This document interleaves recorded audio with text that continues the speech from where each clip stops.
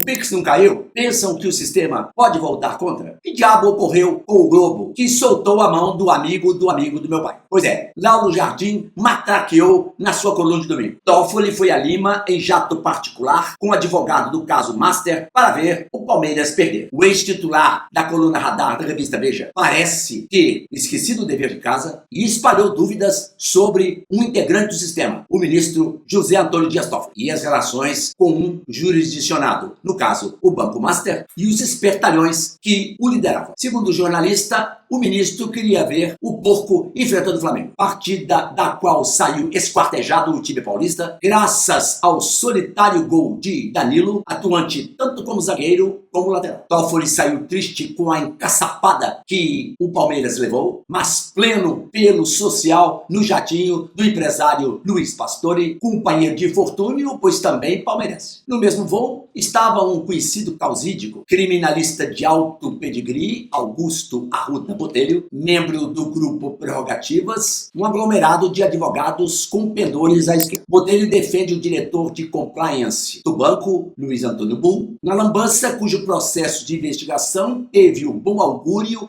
de cair no colo do ministro Toffoli, que, dias depois da viagem, impôs à venda a curiosidade geral de todos os dados e informes da patifaria, dentro do nível 4 de sigilo, que representa restrição aos andamentos e íntegra dos autos apenas ao ministro relator. A decretação do sigilo deu-se em função de pedido apresentado pelo mesmo advogado. Assim que Jardim divulgou a notícia, pipocaram condenações à atitude judicial em favor da rapinagem, puxada pelo supercérebro Daniel Vorcaro, o encantador de serpentes, suspeita amplificada pela proximidade entre parte e julgador, decorrente do voo a Lima. O comentarista de internet André Marsiglia, por exemplo, aponta que o episódio levanta suspeição de Toffoli e que, ao colocar o caso numa caixa preta, o ministro não pode ficar na sua relatoria. Já para o mundo libertário, a conexão do ministro com o Banco Master é mais um caso que empurra o STF